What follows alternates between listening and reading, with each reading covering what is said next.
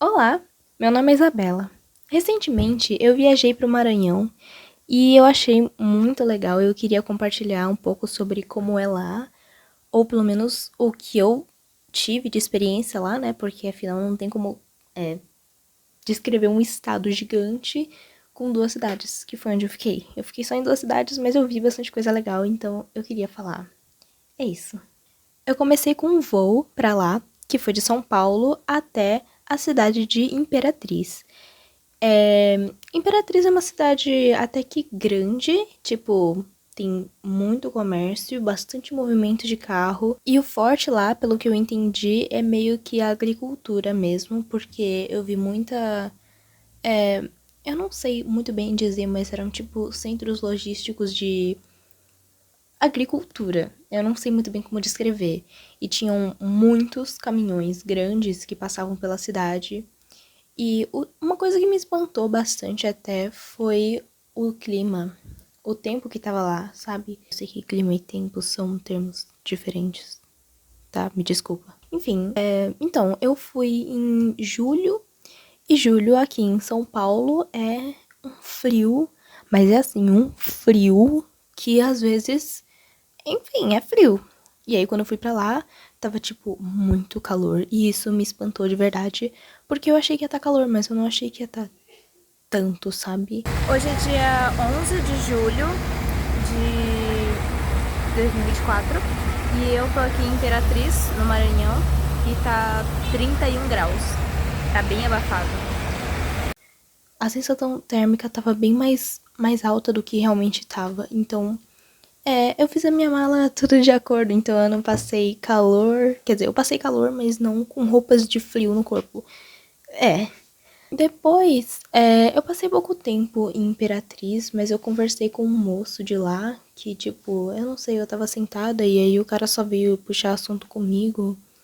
Enfim, ele falou bastante coisa sobre a cidade, que é mais ou menos o que eu falei pra vocês, sobre a economia e tal, e que ele também disse que Imperatriz é, tipo, uma das cidades mais ricas, assim, do Maranhão, sabe?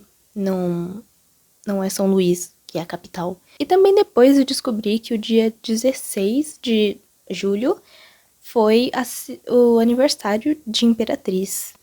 Eu acho que o foco mais forte do turismo de Imperatriz é o rio Tocantins, que é o rio que passa por lá. E assim, é um rio bem grande. A parte que eu fiquei lá nessa viagem foi na parte sul do Maranhão em si.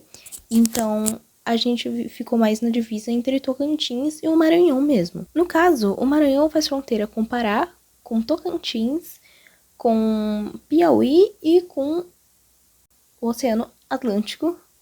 Isso mesmo. Aí saindo de lá, eu fiquei muito pouco tempo em Imperatriz e direto eu fui pra Carolina. E em Carolina, quando eu tava indo pra lá, a gente passou por um rio chamado Rio Farinha. E eu tava no carro junto com a minha família e junto com um guia. E quando ele começou a explicar o porquê do nome Rio Farinha, todo mundo começou a rir, achou que ele tava brincando, mas na verdade não era verdade mesmo. O rio tem esse nome porque há muito tempo atrás um comerciante estava passando com o seu burro e o burro estava levando farinha. Tipo farinha de. Não a farinha de trigo, sabe? Mas farinha, aquela que a gente faz farofa. Enfim, farinha. E aí o rio era fundo, era tipo. O rio era aguado, o rio era movimentado assim. E o burro caiu dentro do rio. E aí a farinha foi junto para dentro do rio. Então, essa meio que é a história. A água ficou com farinha e agora é o rio Farinha. Enfim, a gente deu muita risada. E quando a gente passava pelas estradas, porque assim, eu não fiquei exatamente na cidade de Carolina, eu fiquei um pouco fora, porque a pousada que eu fiquei era mais afastada. Porque os pontos turísticos que eu ia ver eram, assim, relevo, chapadas, e então era mais afastado realmente da cidade de Carolina. Mas enfim, quando a gente passava pelas pistas, né, as estradas, a gente via que toda a parte que costeava as pistas de asfalto estavam queimadas ou estavam pegando fogo.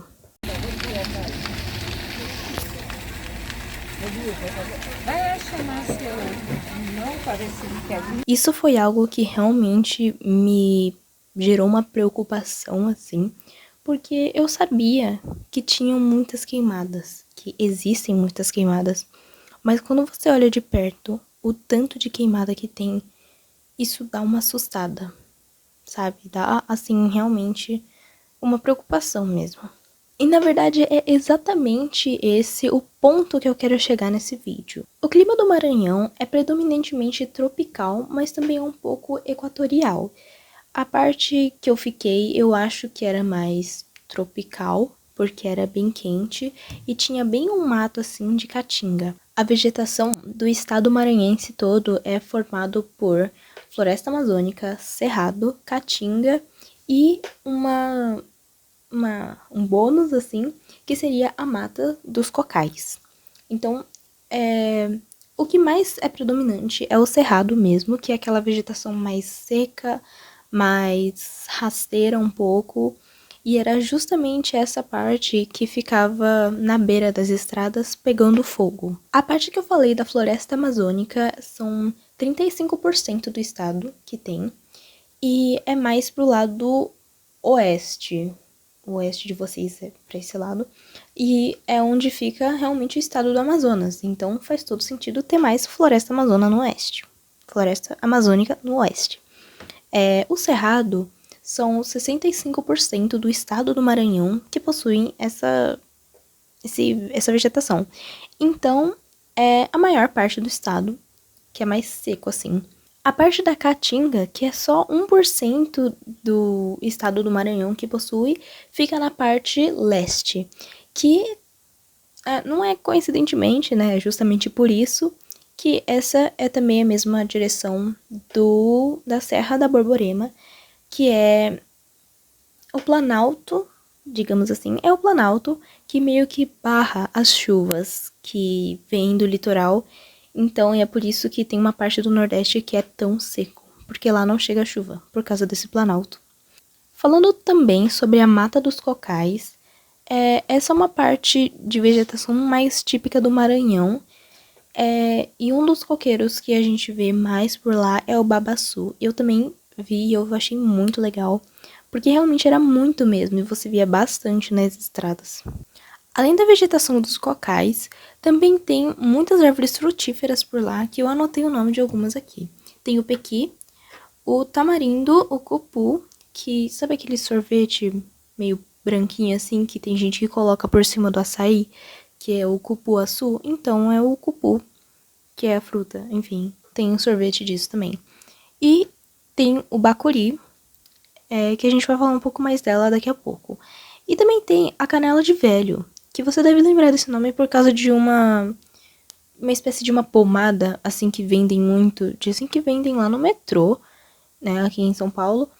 E é isso. Essa é a única que eu não sei se tem algum fruto, mas é a canela de velho, que tem as folhinhas que você faz a pomada. Agora que a gente sabe toda a vegetação e o clima do Maranhão, pelo menos da parte onde eu fiquei, eu quero deixar o maior questionamento desse vídeo, que foi para isso que eu fiz esse vídeo. Por que que tem tanta queimada? Eu sei que você deve estar pensando, nossa, ela tá exagerando, não deve ter tanta queimada assim. Não, tem muita queimada. E assim, eu sei que a gente que não tá acostumado a ver isso, a gente realmente não tem uma noção muito boa. Tanto que até antes de eu ir lá, eu não achava que tinha tanta queimada. Mas se você passar de avião por cima, é sério, é muita queimada. E a gente vê isso de longe, o tanto de fumaça que tem é assustador, de verdade.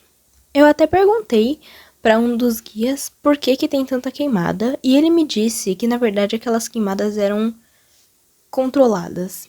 O que ele quis dizer com isso era que na verdade parte daquelas queimadas eram realmente provocadas pelos moradores locais para, na verdade, não é como se fosse anteceder, e sim prevenir algumas queimadas, porque a queimada que eles fazem, na verdade, é controlada. E pelo que eu entendi, eles cavam um pouco, tipo, eles limpam um pouco a parte onde seria o limite do fogo. Então ele chegaria até uma parte e ia parar. Mas por que que você vai queimar para depois não queimar? Essa foi a minha maior pergunta. E na verdade, pelo que eu entendi, é mais ou menos assim. Os pneus dos caminhões, dos carros, passam e, pelo clima ser muito seco, como eu acabei de explicar, acaba gerando meio que uma faísca. Porque, por causa da eletricidade estática que dá o atrito, enfim, faz uma faísca e pode acabar indo pra mata e vai queimando e o fogo vai se alastrando e aquilo torna uma coisa sem controle. Fora também as pessoas que jogam bituca de cigarro, que ainda tá meio acesa, e isso também causa um incêndio enorme quando a mata é muito seca. E lembra que eu falei do bacuri? O bacuri, na verdade, é uma árvore que chama bastante atenção lá, porque você vê que ela tem uma espécie de casca, tipo, ela é bem cascuda mesmo, e você consegue ver que é bem forte a parte de fora, o revestimento dela, porque, na verdade, ela segura bem a temperatura. Quer dizer, ela se protege das queimadas. Então, tudo que é queimado, o capim, essas coisas, elas vão acabar nascendo de novo, porque na verdade nada morre realmente quando você coloca fogo naquelas partes em si, pelo que eu entendi. Porque os lugares que eu tava passando, tinha uma parte que realmente, no meio daquela imensidão, toda cheia de fuligem, você via que realmente tinha umas plantinhas verdes nascendo já. Então, tipo, tava brotando de novo. A árvore do bacuri, ela é bem forte e cascuda, então meio que o fogo não pega nela em si. As folhas, você vê que por fora, tipo, o tronco tá todo cheio de fuligem, todo preto, e as folhas estão queimadas. Mas a parte de cima, o topo onde o fogo não alcança, ainda tá verdinho, então a árvore ainda tá viva no meio do que foi queimado. Então, é meio que controlado. Mas fora também as queimadas que a gente vê que são realmente propositais, mas para destruir a mata, porque tem muita criação de gado para lá. Então, eles acabam queimando para ter o lugar para os gados ficarem. Falando um pouquinho sobre pecuária, um guia me disse que lá tinha muito de um mato específico, que ele é até meio cinza, então ele se destaca um pouquinho lá porque aquele mato era exatamente o capim que os bois de lá comem. E, tipo, os bois de fora não conseguem sobreviver só com aquele mato. Tipo, não. Você tinha que complementar a alimentação deles. Então, eu achei interessante isso. Tipo, só um tipo de gado consegue ficar lá. Então, é isso. Acho muito legal também acrescentar o fato de que lá a gente não vê plantação praticamente. Não tem, tipo, igual aqui em São Paulo, que a gente sempre vê plantação de café, plantação de várias coisas. Lá não tem. É praticamente sempre a mesma paisagem de cerrado, assim, a gente só vê os caminhões passando nas estradas. E o que é engraçado é que, tipo, não condiz muito, sabe, com o fato de tipo, ter muitos grãos, muita importação de...